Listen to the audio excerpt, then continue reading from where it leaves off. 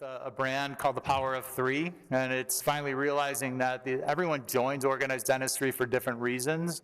One is, the political advocacy on a national level. Another is political advocacy on a state level. Another is just networking, at the local level. And all three are equally important. And but I think that membership starts and ends at the local level, and the components are where it happens. Because I know when I moved to Denver, I was told, well, you have to be a member. I'm like, okay, so I became a member, and the networking opportunities were really why I did it. I was so young, I had no idea what I was getting into. Without organized dentistry, our profession would have no advocacy, and we regulated up the backside. I wrote an article in the journal called CDA Proud a couple months ago, and that was in response to a commercial that we aired, and I'd like to play the commercial. In the other thing, do you understand the connection between my diabetes and my oral health? Over 3,000 dentists are members of the Colorado Dental Association. We're required to abide by the Dental Association's principles of ethics. And we have to take continuing education courses each year. At the Colorado Dental Association, our values meet your needs. So ask your dentist. Are you a member of the Colorado Dental Association? We're pretty proud of that, and got a lot of great reviews on the national level. At the President-elect's conference, we talked about it at length. The membership conference, they talked about it at length, and to the point where the ADA is looking to buy this commercial from us for about $10,000 and repurpose it for any state to use as well. What I love about it most is that it encourages the patients to ask your dentist if they're a member, because it's really, what do you say if you're not? How do you not answer that question with dignity? So I'm going to read an excerpt from the article, and that our leadership has a goal, not just a goal, but a big, hairy, audacious goal. For those fans of Jim Collins' book, Good to Great, this is called the BHAG. We want our members to be proud of their membership, so proud that they can't imagine being a practicing dentist and not being a member of organized dentistry. Everything we do and everything that we've done in the past as an organization has had this in mind, and we've not been very good at telling anyone about it, but we're not going to be quiet anymore, and that's where that commercial comes in. And so I encourage you, link it up to your website, talk about it, display it in your practices, because we're not going to be quiet anymore. I think the problems that we've had in the past, because we were too afraid to talk about the things that we've done. We're the best kept secret in dentistry. We do so much behind the scenes, but we're not going to be quiet about it anymore, and I encourage you to talk about it too, including the fluoride initiative. You've got a talking point sheet on your desk. Please bring it forward and talk about it to your patients. Okay? Our core values, this is who we are and this is what we stand for. Okay, effective leadership, and you guys should know this, you're part of this organization. So we're about effective leadership, open communication, ethical behavior, moral courage, strong advocacy, fellowship, and teamwork. Our mission statement is to provide the Colorado Dental Association membership and the public with superior service, and to demonstrate effective leadership and advocacy, education, communication, and quality products and services that enhance member practices, professional growth, and patient care. Every decision that we make on our board, every decision we make in the Board of Trustees and in the House of Delegates, they should be based on how does it affect our core values. Are we working within our core values? Are we bringing our organization closer to what we set out to do as a mission? And that's how we make decisions. We're not perfect, but with that as a template and decision-making template, we're going to be all right. So they say it takes a village, and I'd like to acknowledge some people. Again, this is my team at Town Center Dentistry. This is my wife and the people that work for me, and they are the ones that make it all happen and allow me to do the things I do. I'd like to acknowledge my business coach, Kim McGuire, who's here in the back, I think. She keeps me going. Appreciate that, and I appreciate you. The team at CDA, Molly, Jennifer, Pam, Jean, Nikki, Mike, Akila. I cannot believe the amount of stuff that you guys do on our behalf. It is unbelievable. Thank you. Welcome to Greg Hill. I was in charge of the search committee that picked Greg, and it was a unanimous vote. We had some pretty high-level people, and Greg really just soared. And so we're so excited to have you, and we're excited to have you help us take it to another level. you know, my state of mind right now is a cross between terror and excitement, and I don't know how this is all going to play out, but I've got a lot of colleagues that I've served with at the CDA, the past presidents. You know, you're on this board for 6 years, so that's half a dog's life, but there's a lot of people that have, you know, the past presidents, Dave Lurie, Pascal Scarpella, Pix, Ken, who did an unbelievable job with the Sunset Review, and Ken and Cal, who I've become so close to, had so many long conversations with. I'm so grateful to have served with you. You're great leaders and great friends. I hope to have, you know, keep the organization going along the path that you've set, and we can take it to another level. Our past executive director, Quinn Duffarina, although he left unexpectedly, you know, he and I had hours and hours of discussions on things that we wanted to do and accomplish for the organization, and I'm sad to see him go, but we're just taking the baton, and Greg's going to take us to another level. Our current board, Gary Field, Mike Varley, Carol Morrow, and welcome to Karen Foster. I couldn't be happier to be marching side by side with you all. Our speaker, Jerry, I know you've had some tough times up here. And I had a picture of your colonoscopy that I was going to queue up, but Molly wouldn't let me.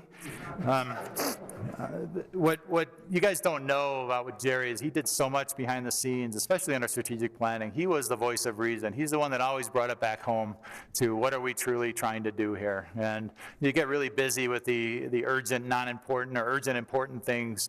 Jerry always kind of like took us a step back and had us look from a bird's eye view. And you know, I appreciate your friendship and all you've done for us, and you will be missed.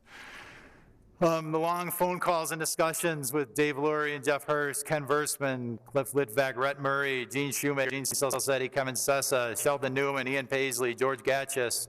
I'm sure there are many more. You've always been supportive on the other end of the phone. You've never not answered my calls, and you've helped me clarify you know, what I'm supposed to do next, and I greatly appreciate that. Here's my board.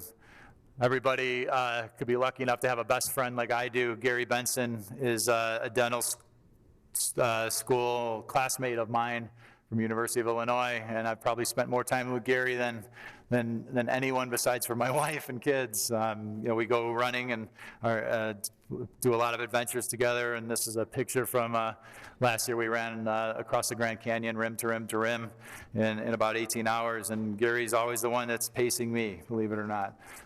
He's a great athlete, great friend, great orthodontist, and get to know him. Thank you for coming, Gary. Jamie Johnson's in the room. Jamie and I did a residency together at Northwestern, and there are two people in the world that I could be partners with. One is my wife, and the second one is Jamie. And I appreciate your friendship, and it was at her wedding is when my wife and I decided that we were going to move to Colorado. So thank you for coming. My mom, Gloria, who unfortunately couldn't be here due to health reasons. My brothers, Jeff, Corey, and my sister, Brandy. My dad, Larry, and my stepmom, Chessie. If you guys can stand up, please, in the back.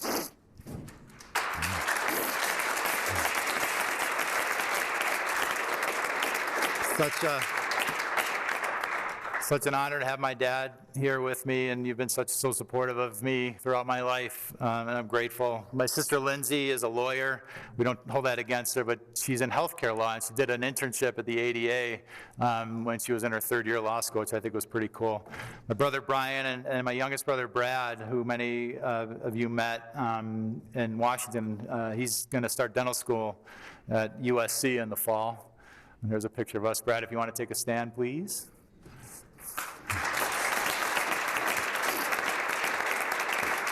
I'm very excited for that. This is what gets me up in the morning. This is what I do. I do all this work for my family, my kids. Abby, Max, Sydney, Riley are in the back. I don't know if you guys want to stand up or not.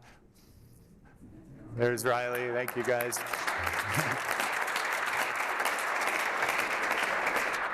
And most importantly, my wife Gina, who holds it all together for me. I love you, honey. had a dream last night that we were going to reenact the last scene in the movie The Graduate, where I was going to, announce Gina, then I was just going to run and grab her, and we were going to go get on a bus and then leave and not fulfill my obligations as president. And then I realized it was a Vale Village bus, and it brought me back. But Gina is classified for sainthood. She stuck it out with me from the good old days. She's also a classmate of mine, an amazing orthodontist, an amazing human being and partner. I love you, honey. I'd like to finish up with another patient story.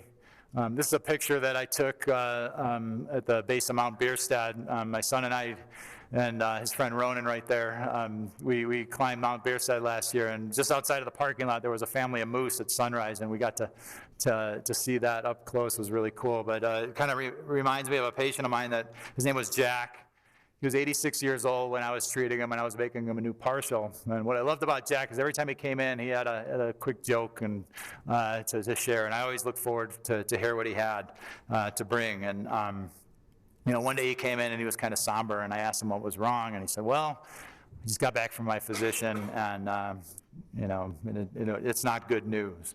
And I was like, well, what happened? He's like, well, he said, I'm terminal. I'm like, okay, and I'm just kind of quiet, not sure how to respond and what to say. And he's like, you know what, doc, you're terminal too. And I let out this uncomfortable laugh, and we didn't say much for the remainder of the appointment. And I saw him a couple more times, and he had changed, so he never really shared what was going on with him. And I never saw him after we delivered the partial again. But it got me thinking, we're all terminal, and no one here gets out alive. This is my friend Mike Ford, who passed away this past year. Mike was one of my soldiers in recovery, and we did John Bauman and I did an intervention on Mike 10 years ago, and we got him help for his drug and alcohol problem, and we got him practicing again. He had 10 years of practice, and he died of the flu this year, and it was pretty tragic. But what I learned is that you never know when your number is going to be punched, and when your ticket, you're going to have to turn in that ticket. And so I try and make it a point to live every day to the fullest, and I encourage all of you to as well. This year is going to be 1,000 moments, and I'm going to try and record all of them. And someone Ken mentioned about my blog. I'm going to try to blog about it, and and try and make this a memorable year. And to serve as your president is an honor and something I never imagined I would ever do. And so I hope I can serve you well. I hope you can help me, and we can accomplish some things. So I'd like to say thank you. Thanks,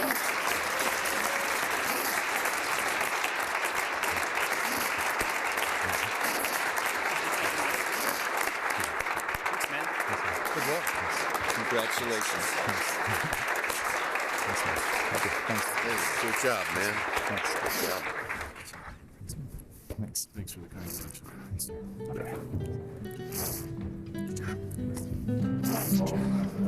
Okay.